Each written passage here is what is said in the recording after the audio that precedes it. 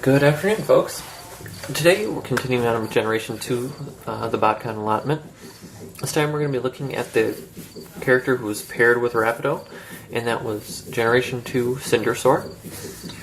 As you can tell here, he is a use of the 10th anniversary Beast Wars Megatron Deluxe mold, which is also was Predacon Megatron in the Cybertron series.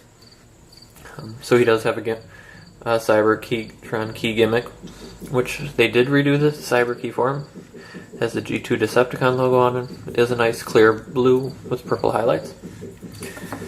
For coloring for Cindersaur, there's translucent blue, painted blue, red, silver, purple, neon green, an orangish red, and I think that covers all the god-awful colors. Flat out, this mold, I'm not really sure what they were thinking when they designed it, but it's just friggin' weird to me. I know it's supposed to be a techno-organic T-Rex, but it's just very odd. Posability is really good. As you can see, he's not hard to stand. You can have him standing in a variety of different poses. And actually, posability is pretty good, which I would give him credit for that. It just is an odd-looking mold, and I've thought that in all situations. So it works for G2. But articulation-wise, his mouth can go in and out. Actually, his mouth is really loose on mine. I'm going to go through it and future floor polish it at some point. Rotation at the neck. Bend at the neck. Another bend at the neck. Bend just below the base of the neck, or rotation below the base of the neck, and I will get more. You'll see more of that. Why? Ball joint at little T-Rex arms. Ball joint at the shoulder.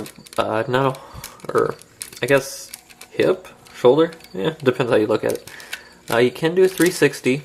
No, almost 360. Not a whole lot of outward mobility because of transformation. You couldn't fold it down to get a little bit more, not a whole lot more. Actually, that would give you the full 360 rotation. Bend at the knee. Bend at the second knee joint. And bend at the toes. And nothing in the tail. All in all, it's, again, very easily to pose Transformer, even though it looks goofy. Transformation for him is fairly simple. You're going... first I'll make sure the legs are out of the way and both of them are splayed open. Come down here, crack open his chest, and flip out everything. Straighten out the legs.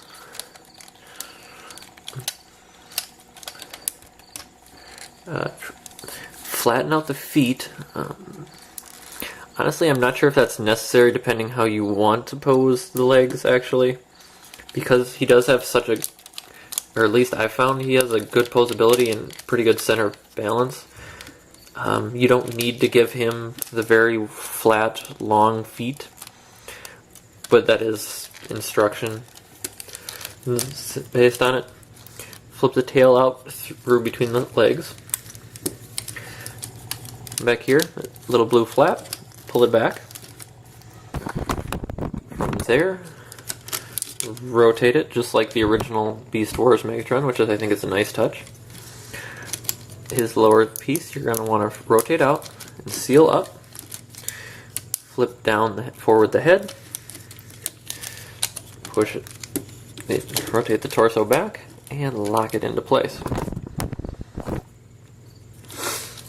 Oh.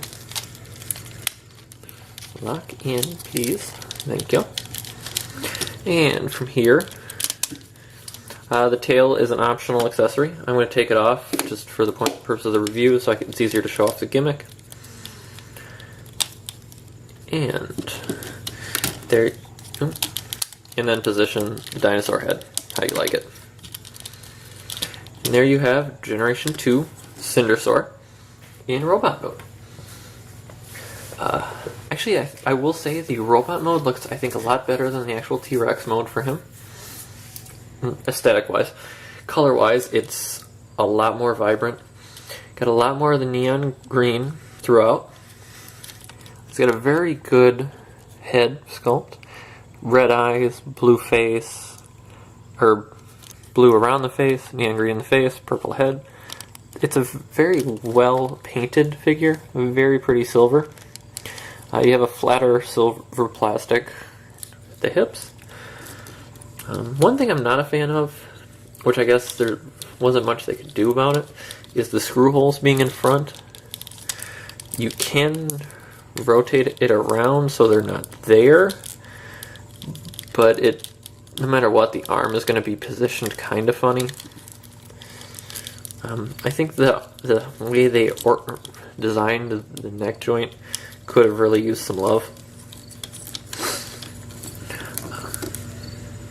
So for his gimmick, as you can see, I popped off the tail. Can go back into the actual hand, and I am glad they gave him a hand. So if you want to have the tail weapon like in the original Beast Wars, you can. If you want, that does rotate out the handle, so it can be repositioned differently. And then I have to say, this is a very poorly designed gimmick. It works, I just wish they would have done it differently. Take the planet key, and most of you have seen this, and this is the reason I didn't show this off in any other time. You plug the key into the bottom of the mold, squeeze it tight, and you open up the tail and shoot out a missile. It's a nice looking gun. I really wish they wouldn't have done the key there, because in beast mode you're putting a key in his nice plate way, his rectal area.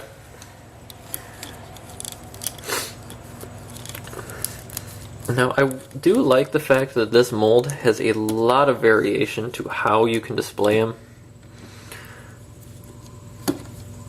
Repositioning the heels however you need to get some really good height out of him compared to his normal size.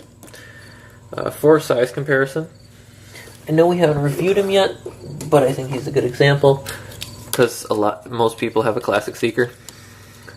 He is a little bit taller, positioned like this, than a classic Seeker. So, he's a nice sized figure. Definitely goes really well, and actually I think personifies the Generation 2 bright aesthetic as far as a lot of the Botcon figures went. I think he was one of the most hated and probably one of the cheapest ones to get on the secondary market if you're interested in him. So I would recommend looking into him. If you're a fan of Beast Wars Megatron or the Generation 2 line, I would say go for it. I want to thank you guys for tuning in. Tomorrow we will be looking at an Autobot. So hopefully you're feeling like a good guy tomorrow. Have a good day, folks.